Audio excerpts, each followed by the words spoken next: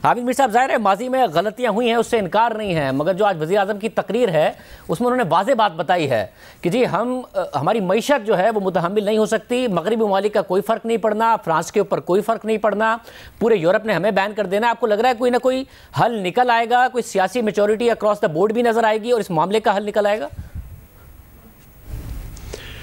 शाहजेब भाई, इस वक्त जो सूरत हाल है, इस सूरत हाल में हर पाकिस्तानी की ये दुआ है कि जो मुज़ाकरात हैं उनका कोई अच्छा रिज़ल्ट निकला है, क्योंकि मुज़ाकरात के सिवा तो और मुझे कोई दूसरा तरीका दिखाई नहीं देता।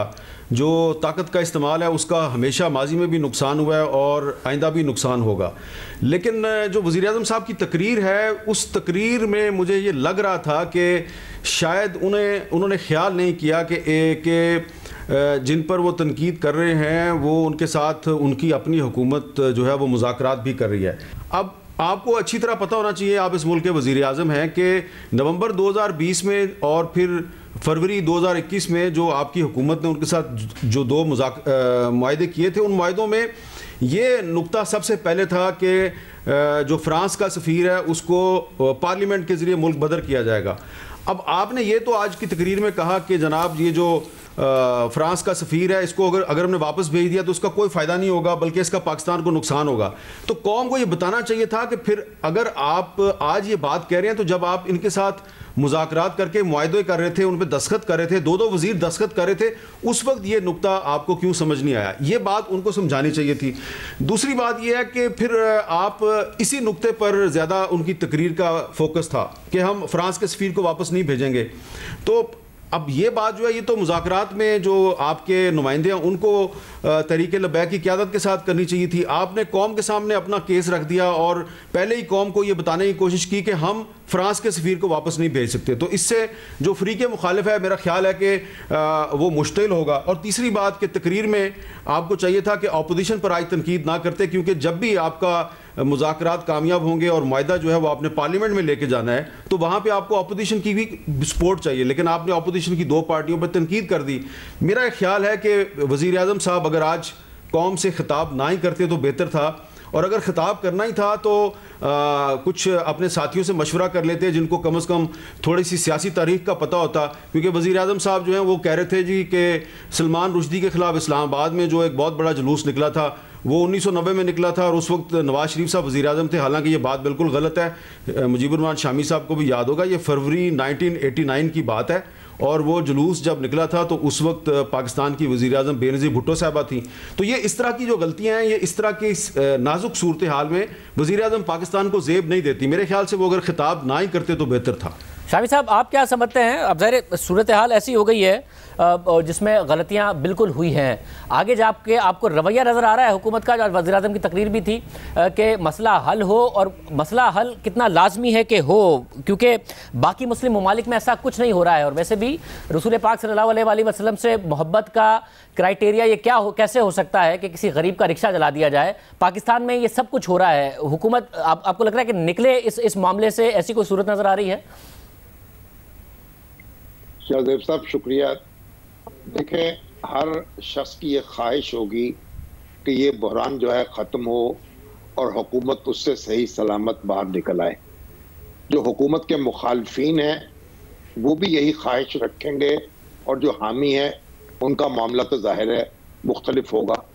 लेकिन आप ज़रा ये देखिए कि जो हमने अपना कल्चर बनाया है और जिसमें हमारे वज़ीर आज़म इमरान खान अपोजिशन लीडर के तौर पर बराबर के शरीक रहे हैं, बल्कि उन्होंने इसको हवा देने की कोशिश की है। जब फैज़ाबाद धरना हुआ तो उस वक्त क्या हंगामा बर्पा किया गया, वो सारी तकरीरें आप उठा के देखें और वो सारे जो बयानात हैं, जो फरमूदात हैं शेख रशीद साहब के, इमरान खान साहब के और दूसरे लोगों के, उससे हमने क्या क्या मैसेज हमने दिया है और क्या हमने किस तरीके से एक लॉलेसनेस जो है उसको फरोग दिया है। हमने सड़कें बंद करना, शाहराहें बंद करना, लोगों को जिच करना और धरने देना और फिर ब्लैकमेल करना और हुकूमतों को घुटने टेकवाना, ये सारे काम तो हमने बड़े दाद दी है, इनकी तालियां बजाई हैं, नारे लगाए हैं और वो अब हमारा सारा किया धरा जो है अब सामने आ रहा है। आज की अपोजिशन जो है जिस पर वज़ीर आज़म ने तनकीद की है ये तो बहुत यानी शरीफ अपोजिशन है। देखिए, मुस्लिम लीग नून ने भी और पीपल्स पार्टी ने भी इस सूरत हाल से फायदा उठाने की कोई कोशिश नहीं की, और जो मजहबी जमातों के रहनुमा है उन्होंने भी जो गुफ्तगू की है वो पानी डालने की बात की है, मुश्तइल करने की बात लोगों को नहीं की। और वजीर आज़म ने फिर भी उन लोगों पर तनकीद की है। उनको ये एहसास नहीं हुआ कि आज हम जिस मुकाम पर खड़े हैं खुद उनके वज़रा इस मुकाम पर लेकर आए हैं, वो सारे अनासर लेकर आए हैं जो इन लोगों की पीठ थपकते रहे हैं, जो एक वक्ती मुफाद के लिए जो कौमी और दूररस जो वो मफादात हैं उनको नजरअंदाज करते रहे हैं। हम ये जत्थे बनाते हैं, उनसे मुफाद हासिल करते हैं और फिर वो हमें निगलने के दरपे हो जाते हैं। तो ये हमें गौर करना होगा, इस पे तौबा करनी होगी, कोई आगे बढ़ना होगा तौबा करके। ये मसला जो था, ये इसको हमने अपना मसला क्यों बनाया? ये आलम इस्लाम का मसला है। तौहीन रसालत अगर कोई मुल्क इर्तिकाब करता है, उसका कोई ओहदेदार उसको उसकी हौसला अफजाई करता है, तो ये पाकिस्तान का मसला कहां से आ गया? ये मसला जो है सिर्फ एक हुकूमत का मसला कहां से आ गया? ये पूरी आलम इस्लाम का मसला है। ओआईसी के लेवल पे इसको उठाया जाना चाहिए। हमने अपने सर ले लिया। वज़ीर आज़म ये कह भी रहे हैं कि आगे मैं जो उनका प्लान है उसमें ये बात भी शामिल है कि इस्लामी ममालिक को शामिल किया जाए, मगर उसके लिए बड़ा लाजमी है हामिद मीर साहब के पहले वज़ीर आज़म यहाँ की जो लीडिंग जमातें हैं उन्हें एतमाद में लें। ज़ाहिर नून लीग और पीपल्स पार्टी की हद तक उन्होंने वाकई इस मामले में अभी तक कोई वो किरदार नहीं अदा किया जो तहरीक इंसाफ ने 2018 में किया था। मौलाना फजल रहमान साहब ने ज़ाहिर है इस मामले पर जो बयानात दिए हैं वो उतनी मेचोरिटी का उनकी तरफ से नहीं मुजाहरा किया गया है, मगर नून लीग और पीपल्स पार्टी ने ज़रूर मुजाहरा किया है। तो वज़ीर आज़म को अप्रोच करना चाहिए उन्हें और फिर आलम इस्लाम की तरफ भी इस मामले को लेके जाए, पहले इन्हें कॉन्फिडेंस मिले। देखें, जो बात की है ना मुजीबुर रहमान शामी साहब ने, मैं उससे इत्तेफाक करूंगा और उनकी इजाज़त से बड़े अदब से उसमें थोड़ा सा इजाफा करूंगा। उन्होंने बिल्कुल दुरुस्त फरमाया कि ये अपोजिशन तो बड़ी शरीफ अपोजिशन है।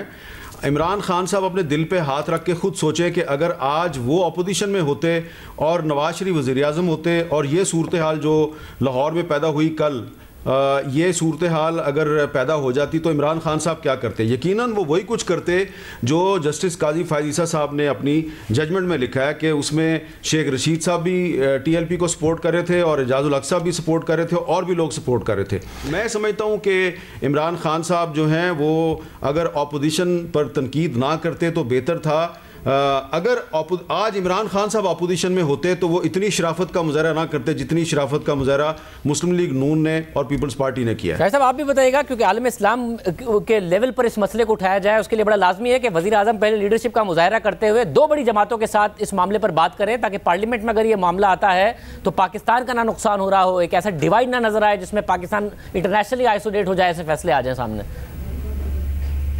आपकी बात बिल्कुल दुरुस्त है। देखिए, ये हम तनहा तो ये जिम्मेदारी नहीं उठा सकते ना, और ये वजीर आज़म को पहले दिन से ये बात मालूम होनी चाहिए थी, पहले दिन से तहरीक लब्बैक को ये बात समझा देनी चाहिए थी। अब देखिए, आज पार्लियामेंट का इजलास हो रहा है और वजीर आज़म वहाँ खिताब नहीं कर रहे, वो तकरीर टीवी पर कर रहे हैं। वहाँ जो जमातें हैं वहाँ उनको साथ आप लेके चले, आप उनके साथ मुशावरत करें, ये एक को, और इस मसले को एक इज्तिमाई मसले के तौर पर आगे लेके जाएं। ओआईसी के प्लेटफॉर्म पर दूसरे मुसलमान मुल्कों से मुशावरत करके पाकिस्तान ना इसका बोझ उठा सकता है। और वज़ीर आज़म ने जो बात की है, जिसमें दलाइल दिए हैं, मईशत की बात की है, अपने नुकसान की बात की है, ये दलील कौन सुनता है? यहाँ ये मईशत में नुकसान हो जाएगा, ये दलील कोई नहीं सुनता। असल बात यह है, आपने जो जज्बात खुद भड़काए हैं, अब वो जज्बात जो भड़के हुए जज्बात हैं वो आपका ताक़ुब कर रहे हैं। तो इसलिए आप सबक हासिल करें, माजी से अपने रवैयों को बदलें और कोई कंसेंसस पैदा करें। और इस मुल्क में ये सारी जमातें जो हमारी सियासी जमातें हैं, हमारी मजहबी जमातें हैं, ये किसी ज़ाब्ता अखलाक पर मुत्तफ़िक हों। ये लॉलेसनेस, ये जहाँ चाहे आप सड़क बंद कर दें, जहाँ चाहे लोगों को रोक लें, जहां चाहे ट्रैफिक जैम कर दे, ये मामला खत्म होना चाहिए। लेकिन ये खत्म डंडे से नहीं होगा, गोली से नहीं होगा, धमकी से नहीं होगा, ये बातचीत से होगा। कुछ मोहब्बत से होगा, राब्तों से होगा, एक दूसरे की बात सुनने से होगा, इज्जत करने से होगा और इज्जत कराने से होगा। अगर आप हर वक्त दूसरों को बेइज्जत करते रहेंगे तो लोग भी आपकी बेइज्जती जो है उस पर बहुत खुश होंगे और आपका साथ नहीं देंगे।